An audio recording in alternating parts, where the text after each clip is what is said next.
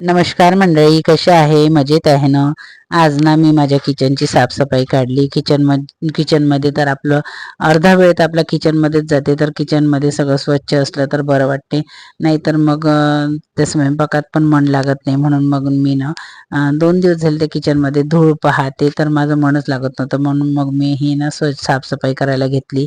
तर सर्वात आधी ना मी डिटर्जंट पावडर घेऊन ही खिडकीला छान घासून काढलं. तार घासणी घेऊन आणि मग ह्या ज्या वॉल आहेत ना त्याला पण घासून मग ना ओल्या फडक्याने असं पुसून घेतलं. आणि ही जी वरची खिडकी आहे ना त्याच्यावर तर एवढी धूळ बसली होती ना, मग मी ती ब्रशने अशी घासून काढली तर त्याची धूळ उडायला लागली. मग मी ना ती धूळ नाकातोंडात जात होती म्हणून स्टोल बांधून घेतला आणि मग ना गॅसच्या ओट्यावर चढून ती खिडकी पण वरची खिडकी घासून घेतली. पूर्ण ही वॉल पण घासून घेतली. स्टाईलवर खूपच तेलकट डाग पडले होते ते घासून घेतले आणि मग पाण्याने स्वच्छ असे हे ना मी धुवून घेतले. मग गॅसचा ओटा वगैरे सगळं धुवून झाल्यानंतर मग ह्या बरण्या आहेत मसाल्याच्या त्या मी स्वच्छ अशा पुसून घेतल्या. कारण ना मी ह्या संक्रांतीलाच धुवून काढल्या होत्या. तर आता त्याच्यावर एवढी काही धूळ नव्हती म्हणून मी त्या ओल्या फडक्याने अशा स्वच्छ अशा पुसून घेतल्या आणि त्या एका लाईनीत खिडकीमध्ये लावल्या. माझा ना मसाला नेहमी या खिडकीमध्येच ठेवून असते मसाल्याच्या बरण्या. कारण मला जेव्हा कधी स्वयंपाकाला काही कमी जास्त पडलं तर मी याच्यातून घेऊन घेत असते. म्हणून मी ह्या बरण्या समोरच ठेवत असते.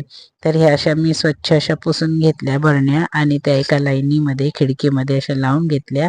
आणि किचन पण आता स्वच्छ झालं आणि मग मी केली स्वयंपाकाची तयारी. तर सर्वात आधी डाळ तांदूळ स्वच्छ असे धुवून घेतले आणि मग कुकर लावून दिला. त्याच्यानंतर मग मी ना कांदा लसण मिरची वगैरे चिरून घेतली आणि कढई गॅसवर ठेवली.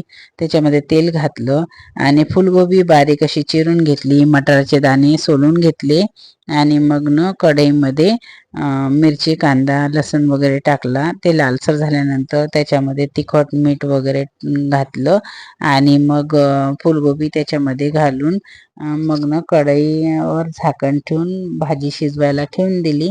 आणि तोपर्यंतच मग मी ना कणिक भिजवायला घेतली. कणिक भिजवून ना 10 मिनिटासाठी मी तशी ठेवली आणि मग चपात्या करायला घेतल्या. तर मग चपात्या वगैरे करून घेतल्या. मग ना आता हे राहिलेलं गॅसचं बाजूचं मी आता चपात्या केल्यानंतर ते पीठ वगैरे सांडलं होतं तर ते मी सगळं असं स्वच्छ धुवून घेतलं. आता ह्या चपात्या झाल्या माझ्या आणि आता हा मी ओटा जे कणिक वगैरे सांडलेले आहे तर ते स्वच्छ असे धुवून घेते. आणि मग धुवून घेतल्यानंतर आता ना माझा स्वयंपाक झाला आणि आता मी ताट वाढून घेतलं. आम्ही करतो जेवण. तुम्ही बघा ब्लॉग आणि कसा वाटला ते लाईक शेअर आणि सबस्क्राईब करायला विसरू नका. धन्यवाद.